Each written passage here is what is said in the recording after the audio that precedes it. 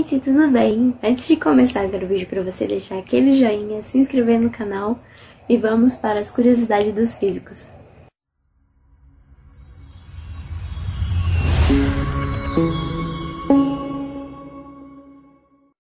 Cinco fatos sobre Isaac Newton que você provavelmente não sabia.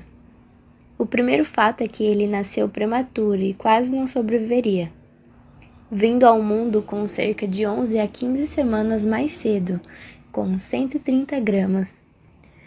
O segundo fato era que ele era gago, mas não estava sozinho. Outras super pessoas conhecidas tropeçavam em sua língua, incluindo Aristóteles, Moisés e Wilson. Ele enfiou uma agulha em sua órbita ocular de propósito. Naquela época, pouco se sabia sobre as propriedades da visão e da luz. Curioso, Newton embarcou em seu próprio estudo detalhado de óptica, agindo com sua própria cobaia e testando o seu olho como uma agulha. Sobre o efeito, ele escreveu em seu diário: "Peguei a agulha e a coloquei entre meus olhos e o osso perto da parte de trás, pressionando o meu olho no final de modo a alcançar a sua curvatura. Então, apareceram vários círculos brancos e coloridos." Seu cachorro incendiou seu laboratório, arruinando 20 anos de pesquisa. Pelo menos essa é a história que Newton contou. Alguns historiadores acreditam que Newton nunca teve um cachorro, supondo que ele deixou uma janela aberta e uma rajada de vento entrou e derrubou a vela acesa. E o último fato é que ele praticou alquimia. Célebre por sua genialidade científica, Newton também se envolveu na alquimia, uma pseudociência, e ele queria alcançar o objetivo de transformar o chumbo e outros metais em ouro. Albert Einstein já teve vários títulos de obras biográficas, porém poucas focaram em sua personalidade paradoxal e polêmica. Algumas envolviam o desprezo feminino, comportamento inadequado com seus colegas de trabalho, erros de cálculo e falta de empatia pelos próprios filhos. Estes são alguns dos fatos da biografia Einstein, Um Novo Século, lançada em 2005 e traduzida para o português. Algumas curiosidades sobre Werner Heisenberg. Ele foi um físico teórico alemão que ganhou o Prêmio Nobel da Física em 1932 pela criação da mecânica quântica. Apesar de controvérsias durante as suas pesquisas nucleares na Segunda Guerra Mundial, ele não era a favor do regime nazista, muito menos do uso de bombas atômicas.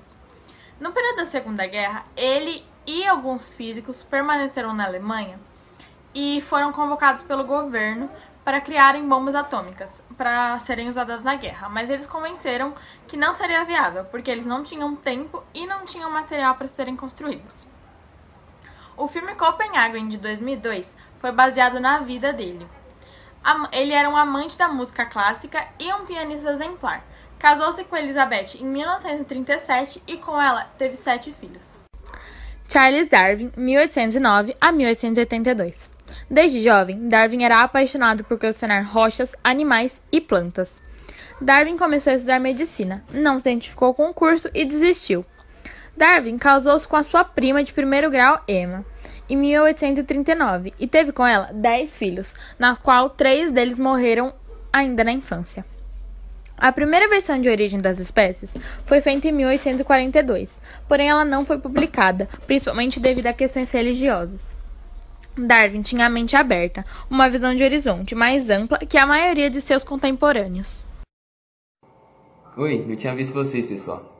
Então, hoje vou falar sobre Galileu Galilei, mas antes deixar essa recomendação: use álcool em gel e use máscara. Então, Galileu Galilei foi um físico, matemático, astrônomo e filósofo, e que foi um dos principais cientistas que a Terra já teve.